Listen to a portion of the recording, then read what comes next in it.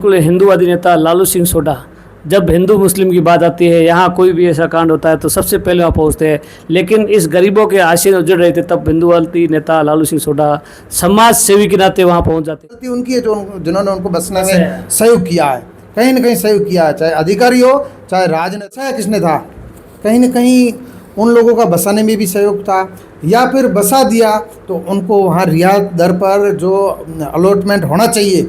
तो संपूर्ण जैसलमेर में कुछ कच्ची बस्तियाँ हुई है, इनका भी तोता कॉलोनी वालों को भी कर देते।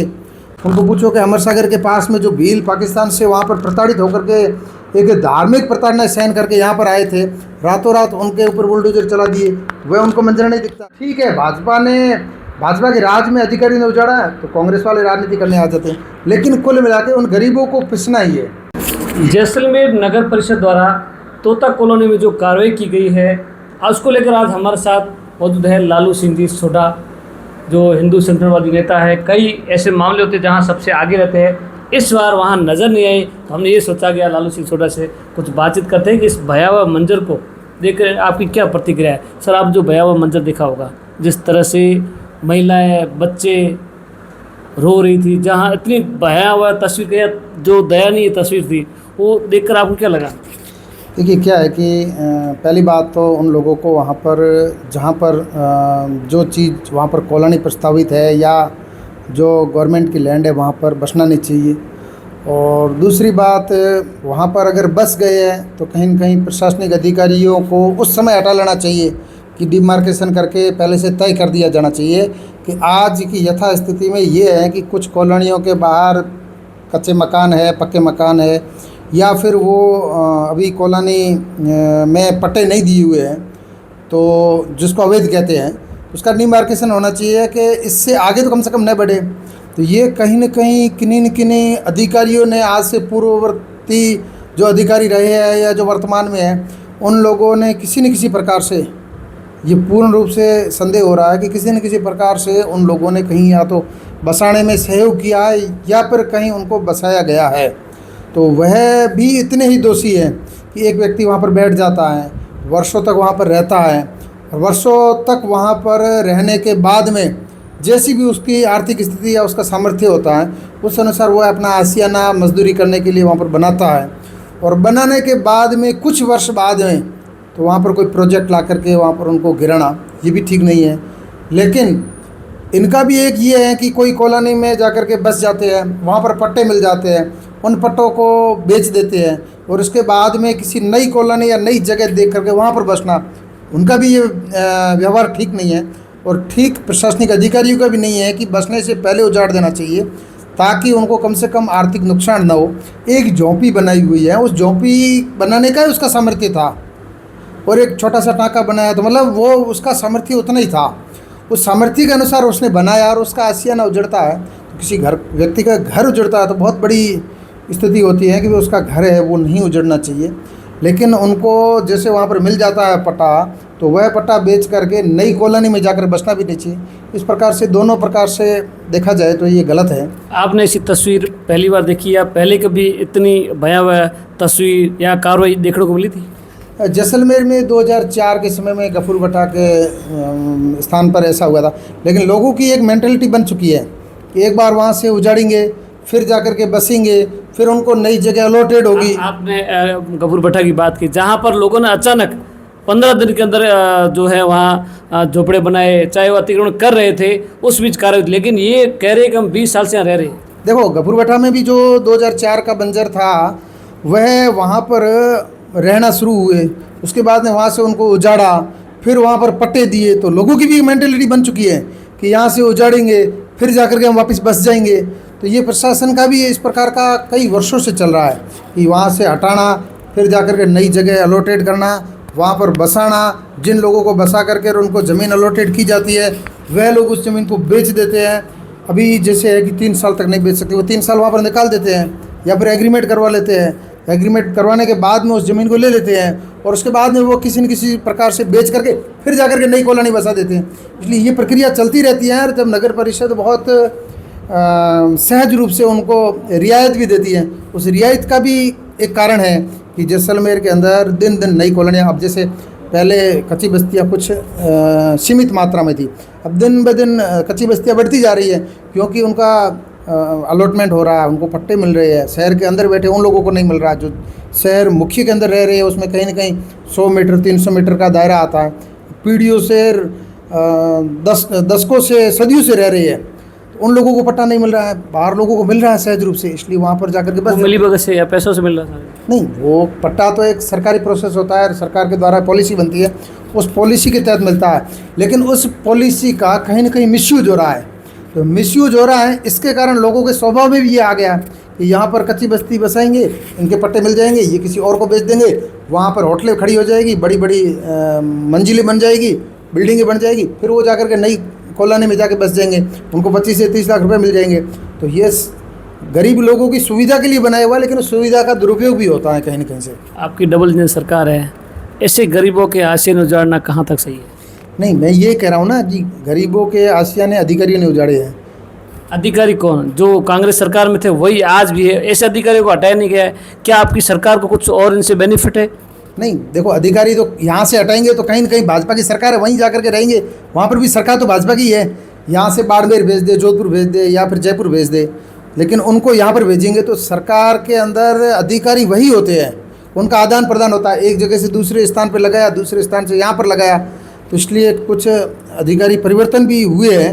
लेकिन ये सरकार में जो प्रत्यक्ष रूप से भागीदार है उनसे सवाल किया जाना चाहिए। लेकिन जिन अधिकारियों का ये कोई कॉलोनी आज नहीं बसी है, किन लोगों ने बसाई थी, कितने वर्षों से वहाँ पर रह रहे हैं, आज जो परोपकारी कर रहे हैं वहाँ पर जाकर के एक सस्ती लोकप्रियता या राजनीति करने का प्रयास कर रहे हैं, क्या वह लोग इस जैसलमेर के अंदर शासन में नहीं थे? क्या उन लोगों ने शासन में रहते हुए इनके लिए कहीं पर कोई सूद ली? क्या इनको बसाया किसने था? कहीं ना कहीं उन लोगों का बसाने में भी सहयोग था, या फिर बसा दिया तो उनको वहाँ रियायत दर पर जो अलॉटमेंट होना चाहिए, तो संपूर्ण जैसलमेर में कुछ कच्ची बस्तियाँ हुई है, इनका भी तोता कॉलोनी वालों को भी कर देते, तो इनका भी नहीं किया है। और ऐसे जो ये अपने आप को गरीबों का हितैषी, गरीबों का मसीहा बन करके प्रस्तुत करने का प्रयास कर रहे हैं, उनको पूछो कि अमर सागर के पास में जो भील पाकिस्तान से वहाँ पर प्रताड़ित होकर के एक धार्मिक प्रताड़ना सहन करके यहाँ पर आए थे, रातों रात उनके ऊपर बुलडोजर चला दिए, वह उनको मंजर नहीं दिखता है क्या? लेकिन ये भी गलत हुआ है कि इनको बसने नहीं देना चाहिए था, और बसने के बाद में क्या वो शासन में नहीं थे? वो शासन में थे तो उनको भी उस समय चिंता करनी चाहिए थी। अब तो ठीक है, भाजपा के राज में अधिकारी ने उजाड़ा है तो कांग्रेस वाले राजनीति करने आ जाते हैं, लेकिन कुल मिला के उन गरीबों को पिसना ही है, तो इसलिए उनके वो हितैषी वो भी नहीं है। लेकिन मेरा कहने का तात्पर्य ये है कि अधिकारियों को भी एक डिमार्केशन करके तय कर देना चाहिए कि आज से आगे, इसके आगे जो भी बनेगा तुरंत उजाड़ दो ना, उसको कम से कम नुकसान तो ना हो। अब वो वहाँ पर रहने लग गया, वहाँ पर जैसा भी उसका सामर्थ्य था उसने मकान बना दिया, एक झोंपड़ी भी बना दी, एक टाँका भी बना दिया, छोटा सा बाथरूम भी बना दिया। बनाने में वर्षों लगते हैं, दिन को जाकर के मजदूरी करके शाम को लाता है, घर चलाता है, परिवार चलाता है। वहाँ पर जैसे स्थापित होता है फिर उसके ऊपर बुलडोजर चलाते। बुलडोजर बार बार चले, पहली बार नहीं चले हैं, लेकिन बुलडोजर निरंतर चलते रहते हैं। लेकिन चलने से नुकसान जिन लोगों को होता है, जिनकी पीड़ा, जिसका मकान गिरा ना, उसके ऊपर बीतती है कि वो उस व्यक्ति के ऊपर क्या बीतती है। मेरा और आपका घर पे अगर कोई बुलडोजर चले तो हमको पता चलेगा कि उस घर का नुकसान, आर्थिक नुकसान, एक मानसिक नुकसान क्या होता है। स्थानीय लोगों का आरोप है कि नगर परिषद वाले खुद ने बचाया। पहले आते अतिक्रमण हटाने के लिए जो टीमें आती है, उसके बाद वो पैसे लेते हैं 2000, 5000, 10,000 लेके फिर वापस। तो इसका मतलब बसाया भी तो उन्होंने ही है, ये भी आरोप है। निश्चित तौर पर अधिकारियों को पता नहीं था क्या कि भाई कौन सा व्यक्ति कहाँ पर पत्थर डाल रहा है। पहले पत्थर डालते, उसके बाद में एक सूखी चिनाई का कमरा बना देते, उसके बाद में छोटा सा टाँका बना देते हैं, फिर एक कमरा बना देते हैं, फिर कच्चा झोपा बना देते हैं, धीरे धीरे करते करते बन जाता है। तब तक उनको नहीं दिखता है क्या? मैं तो ये कह रहा हूँ कि उनको बसने ही मत दो, तुरंत नुकसान कर दो, कम से कम तो नुकसान। आज जो ये तस्वीर सामने आई है, इसमें कहीं ना कहीं अधिकारियों का भी रोल है या कर्मचारियों का रोल है, तो सबसे पहले उनके साथ इन पर कार्रवाई होनी चाहिए। अधिकारियों कर्मचारियों का भी कहीं ना कहीं रोल है, और कहीं ना कहीं उन लोगों का भी है जो शासन में थे। उन लोगों ने बसाया, उन्होंने सूद नहीं ली, उन्होंने इनको अब आज कह रहे हैं कि उनको पट्टे दे दो। आप दे देते ना पट्टे, आपको किसने रोका था? आप तो शासन में थे। इसलिए सब लोगों ने कुल मिलाकर के एक व्यक्ति का आशियाना उजड़ता है, उसका बहुत बड़ा नुकसान है। उसका आशियाना नहीं उजड़ना चाहिए। पहली बात, उसको बसने मत दो। बसता है तो फिर उसके लिए क्या रियायत हो सकती है वह करना चाहिए। आप कह रहे हैं कांग्रेस राजनीति करे, लेकिन जब सब लोगों ने भाजपा के नेताओं को फ़ोन किया, जनप्रतिनिधियों को फ़ोन किया, किसी ने फ़ोन ट्रेन तक नहीं किया, न वहाँ मौके पर पहुँचे। ये मेरे को जानकारी में नहीं है।